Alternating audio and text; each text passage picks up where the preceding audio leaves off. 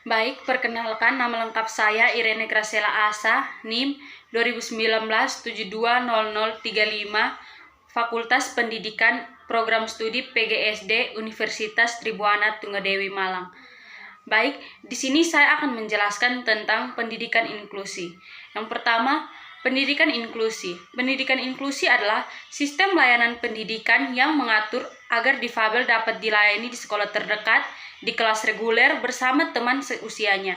Tanpa harus dikhususkan kelasnya, siswa dapat belajar bersama dengan aksesibilitas yang mendukung untuk semua siswa tanpa terkecuali difabel.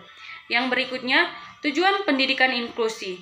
Tujuan pendidikan inklusi yaitu memberikan kesempatan yang seluas-luasnya kepada semua anak, termasuk anak berkebutuhan khusus, mendapatkan pendidikan yang layak sesuai dengan kebutuhannya.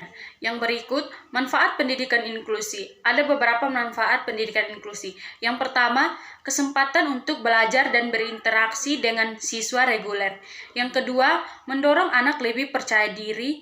Yang ketiga, pengajaran yang kolaboratif. Yang keempat, pemahaman bahwa setiap anak itu unik. Dan yang kelima, anak dapat menghargai perbedaan. Baik, yang berikutnya, karakteristik peserta didik di sekolah inklusi. Karakteristik dalam pendidikan inklusi tergabung dalam beberapa hal, seperti hubungan, kemampuan, pengaturan tempat duduk, materi belajar, sumber, dan evaluasi. Yang akan dijelaskan, yang pertama, hubungan. Hubungan antara guru dan siswa harus ramah dan hangat. Contohnya, untuk anak tunarungu, selalu berada di dekatnya dengan wajah yang terarah pada anak dan selalu tersenyum. Yang kedua, kemampuan. Peserta didik dengan latar belakang dan kemampuan yang berbeda, serta orang tua sebagai pendamping.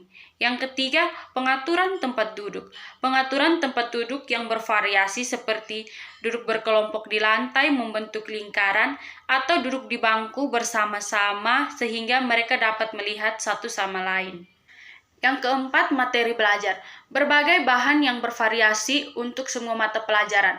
Contoh pembelajaran matematika disampaikan melalui kegiatan yang lebih menarik, menantang, dan menyenangkan melalui bermain peran menggunakan poster atau yang lainnya. Yang kelima, sumber. Guru menyusun rencana harian dengan melibatkan anak, contohnya meminta anak untuk membawa media belajar yang mudah dan mudah didapatkan ke dalam kelas. Yang kelima, sumber. Guru menyusun rencana harian dengan melibatkan anak. Contohnya, meminta anak untuk membawa media belajar yang mudah dan mudah didapatkan ke dalam kelas untuk dimanfaatkan dalam pelajaran tertentu. Yang keenam, evaluasi. Penilaian observasi portofolio, yakni karya anak dalam kurun waktu tertentu dikumpulkan dan dinilai oleh guru. Berikutnya, mengidentifikasi karakteristik peserta didik. Yang pertama yang harus dilakukan yaitu pengamatan. Guru mengamati perilaku peserta didik pada saat kegiatan belajar mengajar dengan menggunakan pedoman pengamatan. Yang kedua, wawancara. Yang ketiga, bekerja sama dengan wali kelas dan guru BK.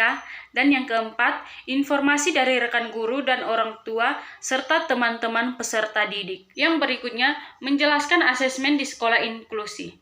Asesmen adalah suatu proses pengumpulan informasi tentang seorang anak yang digunakan untuk membuat pertimbangan dan keputusan yang berhubungan dengan anak tersebut. Sekian penjelasan saya tentang pendidikan inklusi. Sekian dan terima kasih.